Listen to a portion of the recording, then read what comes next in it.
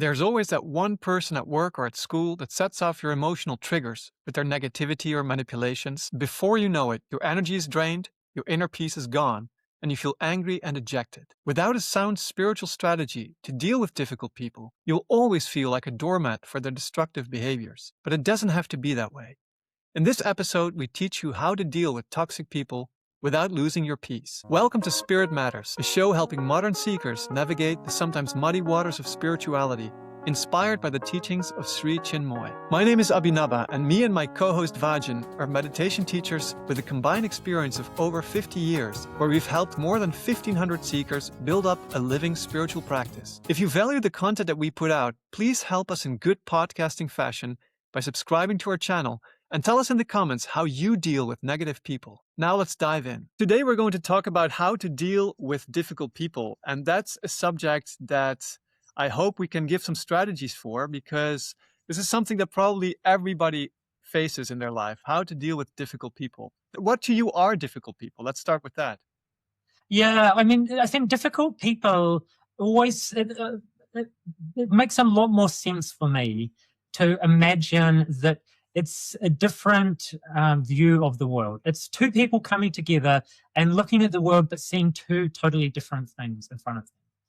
And so why I like to look at the world in that way is it takes away this element of judgment. Because if I decide that someone's a difficult person or problematic, in some way I'm saying that their way of seeing the world is wrong. That they're doing something wrong and I don't like it, and so I want them to stop doing that. And so the problem with making that my strategy is I can't control how they act. I can't control how they behave, how they treat me, how they speak. All of those things are out of my control. So if I put them in that position of being a difficult person per se, which is a reality for us, but it needs to have a deeper level of understanding that for that person, the way they're acting makes sense in some way. There is a strategy to it. There's some logic to it. And although it might be difficult for us to understand at times, at least if we grant them that grace to say that, okay, maybe they're seeing things that I'm not seeing, that they're looking at the world from a different vantage point and they can see things. And there's very good reasons for that. I mean, even in this life alone, if you meet someone who's 50 years old, they've had thousands and thousands and thousands of experiences that has colored their view of the world. So you can't understand all of the things that they've seen and felt and experienced. And so obviously they're going to see things differently than you do. And so I like to think of it as a misunderstanding, let's say. Well, and I think difficult people come in all kinds of different flavors, right? So you have like negative people, you have people who like to manipulate, you have people who are very aggressive. And I think for all these difficult people, there are different strategies, perhaps, of how to deal with them.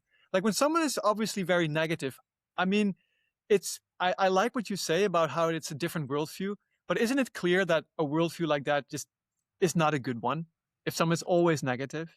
Yeah, I mean, we can see that clearly, but then just as easily the other person could see something that we're doing that they think, can that person not see that this way they're acting is not a successful strategy? So we've all got very large blind spots as human beings. And so we could all be doing things that for other people that they find it difficult or they find us slightly annoying or idiotic in some way, shape or form. So I think being humble enough to realize that, so that idea of humility, of being fully aware of the limits of our own knowledge and our own capacities is a really wise place to start. And like you said, difficult people can come at you from all sorts of different directions. So it's not that there's just one standard, it's not like difficult people all look like a troll or, they all look like an orc and they come at you very directly. And obviously, some people are very charming, but very manipulative perhaps. And some people are very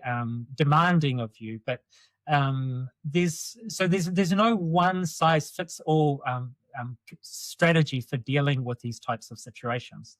And I agree.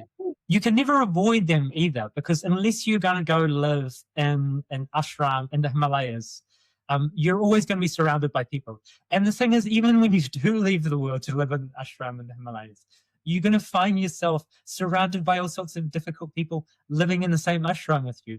And this is going to, in some way, intensify and make it even more concentrated, the difficulties that you have with others.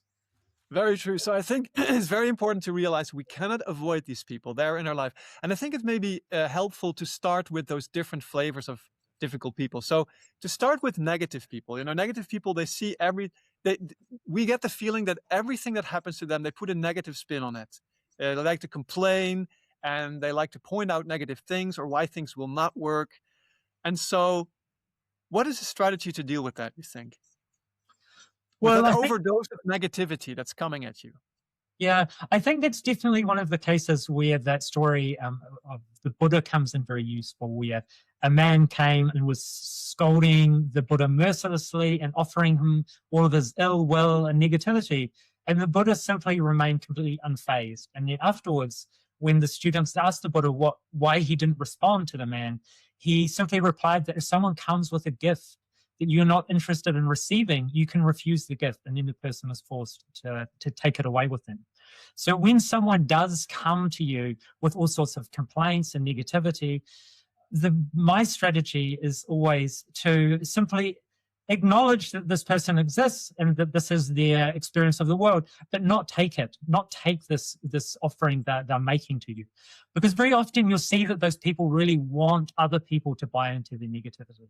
So they're offering it to you in a way that they're hoping to get some acceptance and to bring you into their world of negativity and trouble and difficulty and seeing all the nasty people around you and all the terrible things they're doing. And so if you accept what they're saying and take it on board, it's like they've offered you a gift, and if you receive it and go along with them, then you become a co-conspirator with them. And for me, that's not where I want to place myself. So my position is always to accept and acknowledge them, but not receive not take on what they're offering to me. And it seems like the quality of detachment in spirituality. We talk about detachment, which is very often mistaken for indifference. They're two very different things. So indifference is when you totally don't care about the world or about other people. It's a very cold quality, let's say. And in the spiritual life, we want to be, in some respects, detached.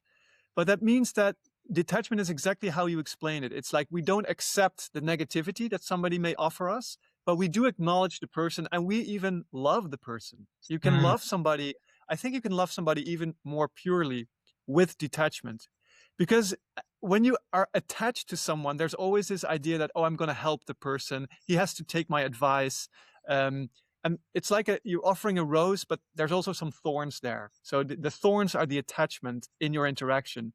Whereas if you are detached from someone, someone may be very difficult to deal with and give you all their negativity, but you can actually allow that negativity to just slip by you, and you can deal with the person directly and give them like absolute concern that is pure, and that is, you're not expecting them to do anything with your love, with what you're offering them. What do you think about that? Yeah, I think it's like becoming a spiritual duck.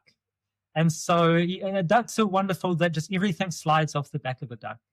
And so that's the same thing, like you were saying, when someone offers you these negative energies or thoughts, or wants you to take on or buy into their story, because that's very often what people are looking. They're looking for some validation, and they're looking for someone to buy into the story that they're trying to tell.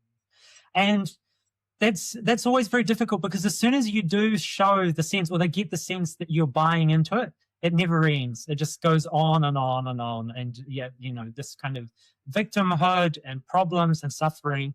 But I think it's really important that we mention something that you mentioned just before, that your job is not to change people. So people have their own nature. People have their own experiences.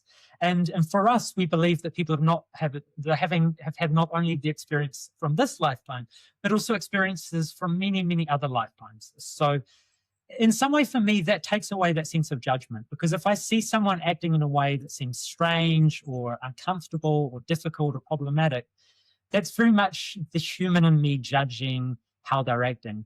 But if I take a step back and look from a point of view of the observer, of the universal, the larger self, And if I could really see all the lifetimes that that soul has had, all the experiences they've had that have all led to this moment and them seeing the world in the way they're seeing it now and acting in the way they're seeing now, I too would imagine for myself that I would probably be acting the exact same way as they are.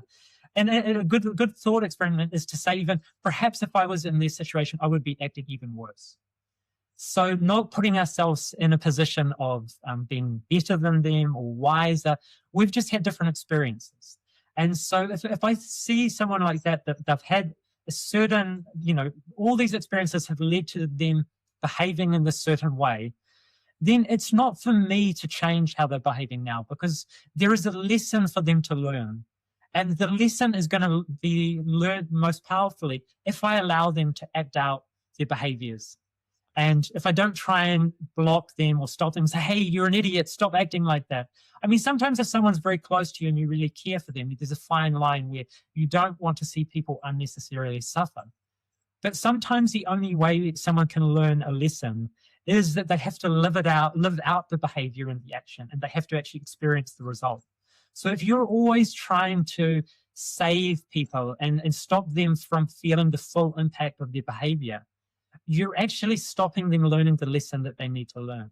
And that's not your place. It's your place is to be there for them if they come to you and ask for help or guidance or assistance. But if you're always trying to save people from themselves, you're actually not in alignment with the universe, because the universe knows what's best for people. It knows that if you act in a certain sort of negative way, or a sort of way where you're trying to be controlling or psychopathic or any of these things, you need to get the full impact of those behaviors so you can perhaps then see the error of your ways and learn the lesson properly. But it's also important to put up some boundaries, right? If somebody, is really trying to manipulate you or to really try and gets into your life in a very negative way, there's also a place for boundaries. There was an example of Sri Ramakrishna, the great spiritual master from the 19th century, and he said sometimes with unspiritual people we have to be like a scorpion. We have to, squirt a little bit of poison just to show them that we are not to be toyed with. And so sometimes I think a little poison is healthy.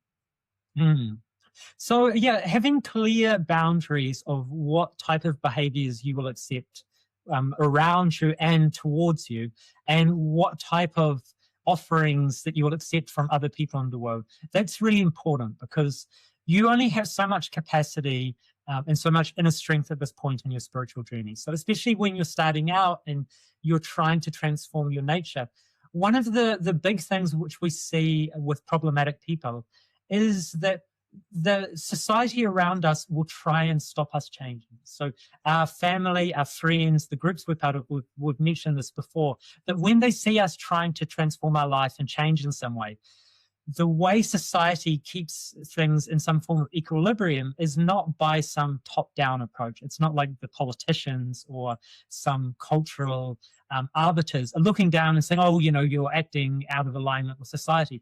It's actually the people all around you that will help keep you on track and living so-called normal life. So when we start changing, we'll feel that we're starting to push against those boundaries, because we're starting to see different truths, we're starting to act in different ways. And so very often we'll find that people will start to become problematic to us at that time on our spiritual journey, where people may mock us or laugh at us or joke about us, or they may try and tell us that we've been brainwashed, or that we're going in the wrong direction and that we're wasting our time. And so all of these situations can bring up the problematic aspect of society and culture around us. It'll become more involved in our lives. And so that's when it's really important to actually have those clear boundaries, because this is a rule that I think is really valuable, and it's one that I really live by. And it's that if you would not go to someone to ask their advice, then do not accept their criticism. And so again, it's, if you would not go to someone to ask for their advice, then do not accept their criticism. Because criticism is a form of advice, normally in a more negative sense. And so if this is the type of person that you don't have the level of respect towards or appreciation for what they've done or who they are in the world, that you would actually go to them to ask them, for their advice about how you should live their life. You should then also not take their criticism seriously, because they're someone that you obviously don't share common enough values to really see that how they're living their lives is something that's admirable, or a way that you would like to live your life. So especially now with social media, it's so easy for other people to give their advice or their criticism to you. And so I think now more than ever, it's so important that we learn to actually be really clear about who in our life are we actually going to take advice from. Because if you start listening to all of the criticism, like, if you put videos up online, anyone who's done that for a period of time, you'll see and feel that immediately everyone's got an opinion. But just because everyone has an opinion doesn't mean everyone is correct. And so you really need to filter out as many people as possible, because you can't have 1,000 people advising you in your life.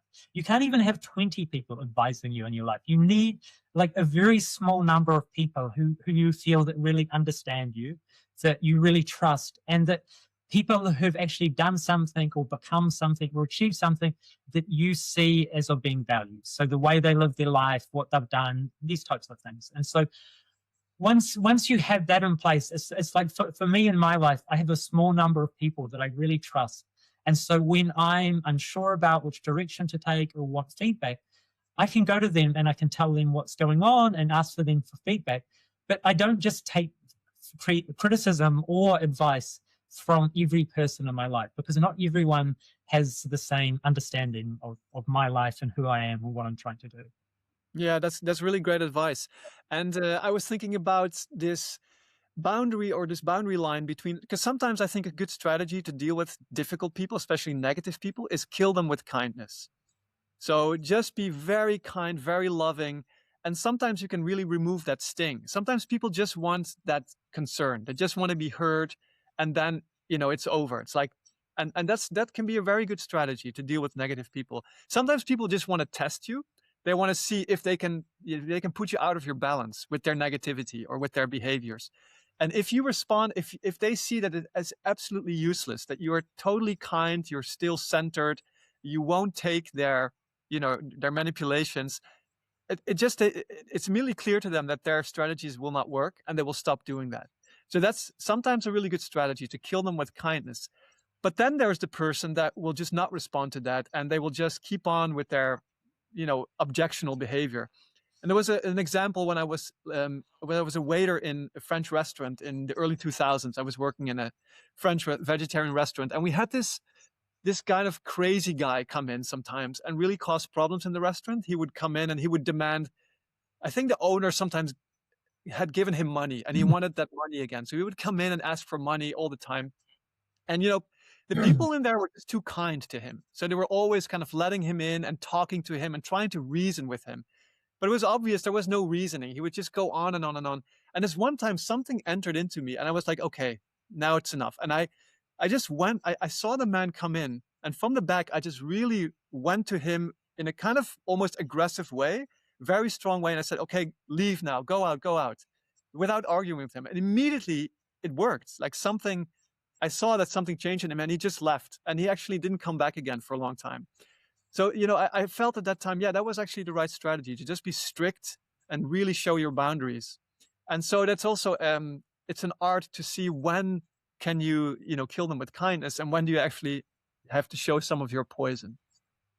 Yeah, that's a very important thing, because there's a certain type of person who they will mistake your kindness for weakness. And with those type of people, you have to show some backbone. And if you don't do that, they will continue to walk all over you. And I always find I always want to believe that I am the creator of my experiences in the universe. And so one of the main reasons for that is it gives me agency. It gives me some control over the type of experiences I'm having. If I feel that I'm simply a small boat on this vast ocean of experiences, and that sometimes storms come in, and sometimes, sea monsters come and attack me, and all of these things are all outside of my control, then my life feels very perilous and very dangerous and very uncertain, because at any moment the world can come in, or the experiences of the world can come in and capsize me. So I don't like to put myself in that situation. So instead, I like the idea of taking radical responsibility of all of the experiences that you're having in your life, and feeling as though that I am playing a major role in creating all of the experiences and all of the interactions that I'm having with other human beings. And so if I'm finding myself in unhealthy or toxic relationships with people, and I'm finding myself in long running interactions with people that is draining my energy, and that I'm feeling worse off from the experience, I think it's much better to feel as though I'm in some way responsible for that situation. That in some way, my lack of wisdom, my lack of insight, my lack of clarity, my lack of boundaries, whatever it is, has actually caused this unhealthy relationship. Because, I mean, a relationship is always two-sided. And so if you feel as though it's entirely the other person, and entirely blame them, and feel as though you're completely blameless in the situation, that's probably unrealistic. There's probably things that you have done to exacerbate the situation, to continue it on, to allow it to become what it is. And I think sometimes that's the unconscious part of ourselves. We sort of become co-conspirators in other people's, in each other's problems. And so, someone may come to you and they might start complaining about other people, or gossiping, or this, that, and the other thing. And if you allow that to become the foundation or the nature of your relationship, and then later on you're wondering why you're suffering from this person creating gossip and slander about you, it's like, well, you started, you were a co-conspirator with this person, and so it's never going to go well. And I think as soon as you become aware of something going in a direction, in an interaction or in a relationship, that as soon as you spot something that's a sign to you that this is not a healthy relationship, or that there's perhaps some dark undercurrents just below the surface, that's when you really need to start watching and paying attention. Because very often you kind of you give people the benefit of the doubt for perhaps too long. Where perhaps you're too naive, and you let someone get too close and manipulate you, or start to create problems for you. And there were glimpses and hints that something wasn't right from much earlier on. And that really comes back to you. And people who are manipulators and sociopaths or psychopaths, they are masters at seeing people who are naive. And so that's why it's great when someone comes in and you know that there's something wrong with them. Like the gentleman in the restaurant in Paris.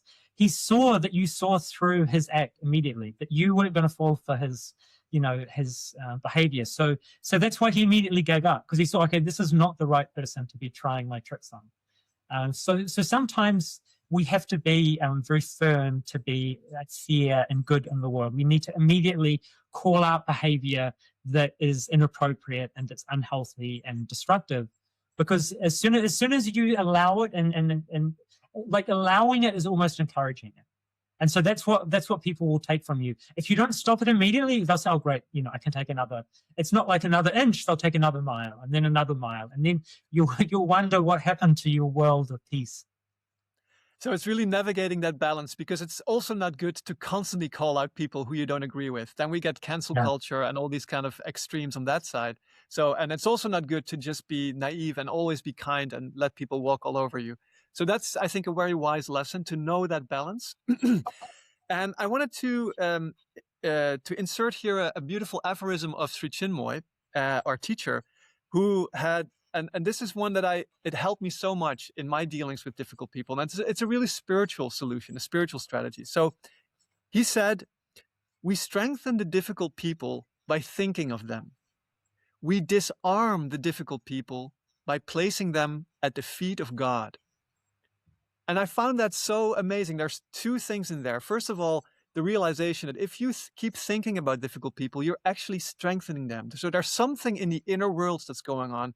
Your thought energies are going to the person, and that somehow strengthens them, because you make them important in your life. You're constantly thinking of them. You're making them take the center stage in your life. You're making them really big, and that somehow strengthens them. So somehow they get you're feeding them. They get some strength from that in some way, and they will continue those destructive behaviors. And then there's the second part of the aphorism where it's like you place them at the feet of God, and that can mean many things. It's like however you define God, the universe. But for me, I just really visualized the personal God and just placed these people at the feet of God, to the divine, and say, this is your responsibility. It's your creation. You deal with them. You change their nature if so is your will. And I felt when I did that, when I really sincerely prayed, it just made the situation so much better. It's just an amazing thing. And I have an example of a friend of mine who told me this the other day, and she had a kind of she was doing her PhD in the university, and her supervisor was also a kind of a difficult person with her and was always criticized, and it was just a very awkward interaction every time. And one time she decided, I'm really going to pray and invoke my soul to come to the fore, and so that the interaction will be more healthy. And she took a minute, she went to the bathroom, she took just a minute or two to just really pray and bring her soul forward and say, please, make this a healthy interaction, make this next interaction healthy and harmonious.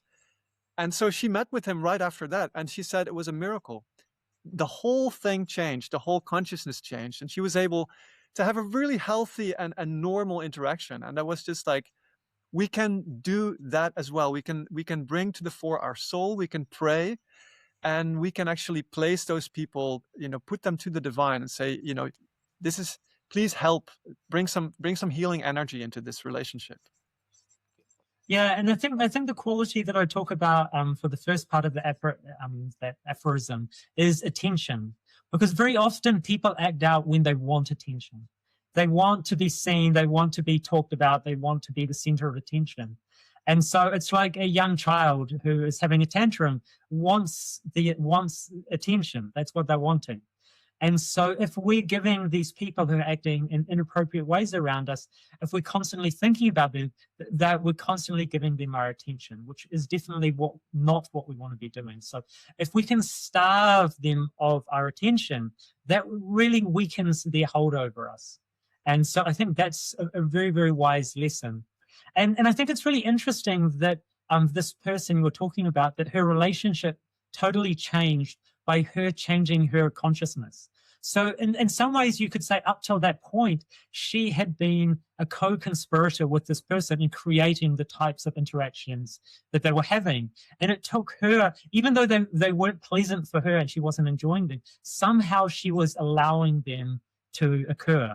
And as soon as she got to the point where she said, okay, I'm no longer allowing this, is no longer acceptable, I'm going to change my own consciousness and the energy I bring into the relationship, suddenly it changed the whole relationship. And suddenly the other person started acting differently. So very often how we show up in a relationship will determine what someone feels is suitable or allowable.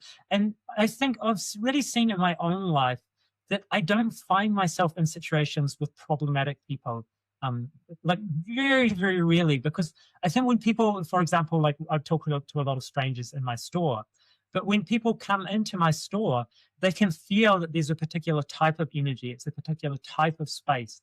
And so it's a place where certain types of conversations are just not acceptable. They would not even happen. And so when you've had that opportunity, or when you've created that space in your own life, whether it's, just in your own heart or in your business or in your working life and relationship, or even in your friend group, where people start to see that there's not a space for certain types of conversation, like gossip. How do you create that space concretely? Like, how do you practically do that? So I think it's totally an inner thing. So when you're holding your own spiritual values front and center in all of the relationships you're having, in all of the conversations, when you don't allow yourself to drop back into this more ordinary persona, because when people feel that the person they're talking to, people will match the conversation to the level that they feel that the person is at. So if you meet someone and, say you're at a bar and you're both drinking, the conversations will normally fall to a particular sort of level that is normal for people who are drinking together in bars. You'll talk about very, sports or, these types of very generic things. And when you find yourself in different environments and different situations, you'll feel that you'll bring your conversation to a level that matches the energy of the person you're talking to. And so when you're actually really bringing your spiritual energy front and center, like, for example, I go to a lot of sporting events, and I find it so funny because this probably has started happening 6 or 7 years ago, even, that I'd be sitting with people at, like, the post-race meal. There might be a meal and a prize giving together, and people would start talking to me, and people knew I was practicing meditation and knew it was a really important part of my life. And so people would just spontaneously say to me, "Oh yeah, I really need to start meditating. I really feel like meditation is something I really need." And it was like, they almost were saying it like a confession to me. Like, they kind of had a guilty conscience, and they knew that there's something that they should be doing. And they were feeling that, I just haven't got around to it. I'm still looking for the right way. And it was interesting because they didn't immediately start talking about the weather or about the food in front of us, or even the sporting event. They immediately brought the conversation up to that level of something that they could feel in me was really important for me. And so that would open the door for all sorts of interesting conversations. And so when people come into my store now, I'm interested in their soul and their soul's journey. Like, how did this soul traverse its way through time and space to end up in front of me at this moment? So I'm deeply interested in how the soul became who it is now. And so there's an energy in that when we start having a conversation, that immediately comes to the fore very quickly. So I had a customer in just in the last week, and she mentioned that she was an alchemist. And I said immediately, wow, I haven't heard anyone identifying themselves as an alchemist for almost 400 years. I'm like, how did you find yourself in a position where this is a way you would introduce yourself? And so she immediately started telling me the story of her life, like how she ended up self-identifying as an alchemist, in the year 2026. I mean, I know the last royal alchemist in Europe was one of the princes. He was the alchemist for the king or the prince of Prague. And that was like in the 1500s, I think. It was like a really long time ago. So is she trying to change lead into gold? No, she's doing the real alchemy, where she will take the experiences that she has throughout the day and she will alchemically transform them into the quintessence of the experiences. So at the end of the day, she would tell me she would go through all of the interactions and all of the energies she experienced, and she would alchemically transform them to take out the gold inside all of those experiences. And so I thought that was a beautiful type of alchemy. It was the inner alchemy. Yeah. But it was amazing. Like, our conversation went from here to here in absolutely no time flat, because there was already the consciousness in the space, which was open for that type of conversation. And that's the thing. If you find yourself always talking to people and the conversation is always going to the lowest possible level, like, that's also on you. It's not everyone else. It's you are somehow creating that type of conversation as well. Whereas if you bring the energy up, bring the consciousness up, and hold that front and center, people are going to feel like, wow, like this person, I want to have an interesting, deep conversation with them. I don't want to I feel there's an openness, there's a connection, there's a space where I could actually talk about things that are meaningful. Yes, and there's another strategy that's connected to this, which is to bring forward your inner peace. So I think when you have a meditation practice or a spiritual practice, and over time you really start gathering and growing that inner peace inside yourself, that is actually, in my experience, the best way to deal with difficult people, negative people, manipulative people. Because, as we said before, if they see in you this tremendous peace, something in them tells them, they know, this person I cannot manipulate. This person I cannot, put off balance. I cannot topple them with my planning and scheming. And immediately they will stop those behaviors. So just for you just showing up with that inner peace, they will immediately realize that their weapons are actually useless. So, and that's, of course, it's a long-term strategy. It's not something that we can conjure up in the immediacy of today. We need our spiritual practice, and we need to practice, daily. And then over time, that inner peace starts to grow, and you will see that is actually what's happening. I think that's what you talked about in your store, that you have very little of those conversations. I have the same experience in my restaurant, that I have very few like really difficult guests or it's always a very harmonious and joyful interaction. And I feel that it's my spiritual practice that is really helping me to have those harmonious relationships. Yeah, and I know that there was an incident for you, I think it was last year, where you did have some problematic customers, but you used your inner strength to really stand up to them. I think it was some German customers that were. Oh yes, yes, that's a good example. So sometimes you will get some really bad people. And these were just two guys, and you could immediately say they were out there to make trouble. So they ordered food, and they didn't like the food, and they sent it back. And so they ordered other food, and then didn't like that, and so they sent it back. And then at the end of the day, I added up everything in their bill, of course, because they ordered the food, we made it for them. The fact that they didn't eat it, that was beside the point. So when they came to pay, the bill was quite high, and they were immediately like, "Well, I don't pay for that. I didn't eat it." I said, "Hey." And I immediately, I was in my very firmest consciousness. I know that these guys, I'm not going to, argue with them. I'm not going to play the nice guy. I'm not going to be super nice. No, I was very strict with them. And I absolutely allowed no playing around. I said, no, you pay for it. You ordered it, you pay for it. And they were grumbling and fumbling, but they did pay for it. And they gave us a 1-star review. And that was the end of it. Oh, I love it. It's so good. This is the thing. If you think you're going to do some standover tactics, do not do it to a Dutch restaurateur. These are not the right people to try and push around. Exactly. Yeah, that's right. What you said, the Dutch are known to be very direct and tactless sometimes. And sometimes that's a great strategy for life. And sometimes exactly. It can hurt a few feelings. And I think that's such a great thing, because that's a situation where someone is trying to use their vital. And then many situations for these guys, it's obviously worked for them, that strategy. They'll go there, they'll make a whole bunch of complaints, and they'll feel like that they can get some free food.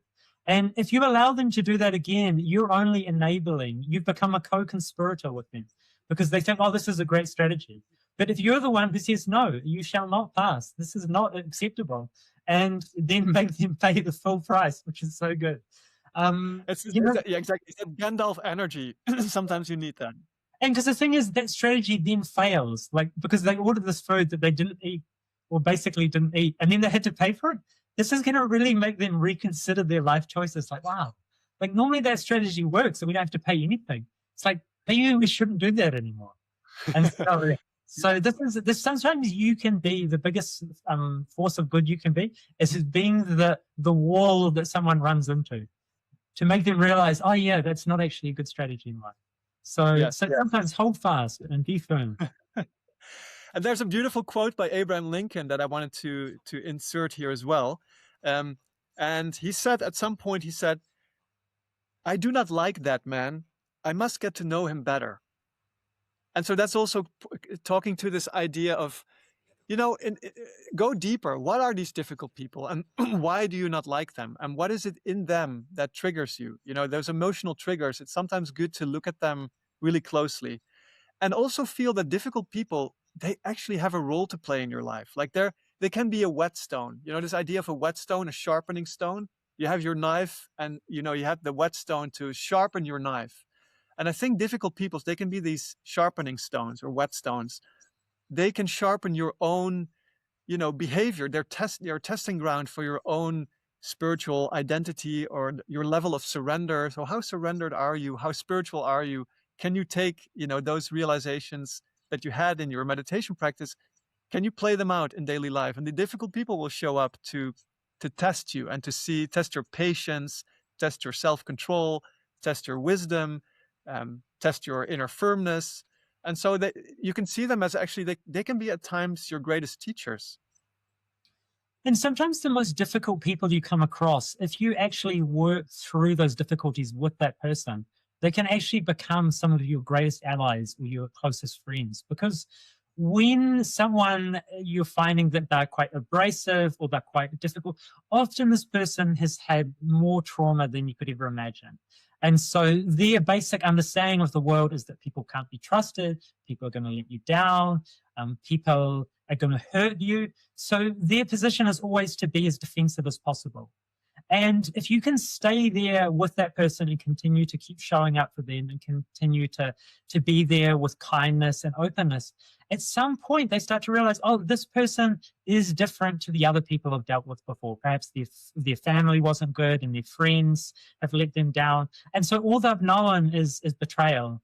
And if you become the person who can change that story for them, that's an amazing service to them, but also to the universe. If you can allow someone to start to trust, to see the good in the world again, and to feel loved, to offer love to the world, that's an amazing transformation that you can offer. And very often that's what's happening in these relationships, that these people have been hurt, they've been hurt badly, they've been burned by the world. So they're not going to open up and give love very easily.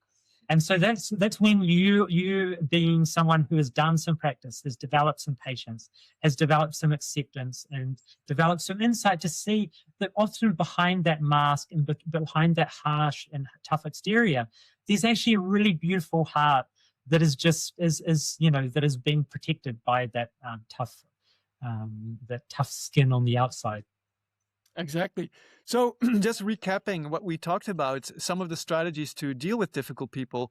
One thing is to refuse the gift. So that's the Buddha's lesson. If somebody comes with you with tremendous anger or negativity, you can be detached. You can say, no, I'm not taking this gift. And the person will have to take it with them. The realization that you cannot change other people. It's not your duty to change them. So sometimes they have to play out their behaviors, and you just have to let that play out without, of course, letting you trample them, letting you be trampled by them. Another thing is, don't take any criticism from somebody who you won't take any advice from. I really like that lesson that you gave there. The balance between killing them with kindness or showing some of your poison. Like, what kind of person is it? Is it somebody who just wants to be heard and you can be absolutely kind with them, or just to show them that you will not be manipulated by them, you will not be treated by them in that bad way? Or do you have to squirt a little bit of your poison into them to make them feel that, to put your boundaries there, and they will also stop their behaviors? And the spiritual solution to build up your inner peace through your meditation practice. And so when you have enough inner peace, the difficult people will actually, their weapons will be useless. Their strategies will not work on you anymore. So that's basically the most powerful one, I feel, right at the end. And the understanding that these difficult people, they have a role to play. They show up in your life maybe to test you, to help you grow, to be a sharpening tool, to sharpen your own spiritual practices. So those are some of the takeaways that we talked about. Do you have anything to add? No, I thought that was an amazing synopsis. I really put AI to shame. This is what we need. Real Exactly. Human beings having real conversations, not a whole bunch of AI slop filling the internet and trying to figure out something from that. That's beautiful, Abhinav. Thank you. Thank you so much. I think podcasts are the best strategy, anti-AI strategy, because it's human connection and human experience, something that AI could never give us. So we are the non-AI podcast people. So we are real people having real conversations. And if you liked our conversation, be a real sport and subscribe to our channel. If you're listening to a podcast app, rate us in your podcast app, give them some stars in good podcasting style. And next episode, Vajan, we're going to talk about what if your partner isn't spiritual. And this is also a problem that many seekers face when they're practicing spirituality and their partner is not. So how do you deal with that? And check us out for that next week. All right. Thank you. I look forward to that one. Super. See ya. And I'll just make one note at the end. We should say at the end, and if you are two cantankerous German men who get 1-star reviews to Dutch waffle houses, consider giving a 1-star review to our podcast as well. Exactly.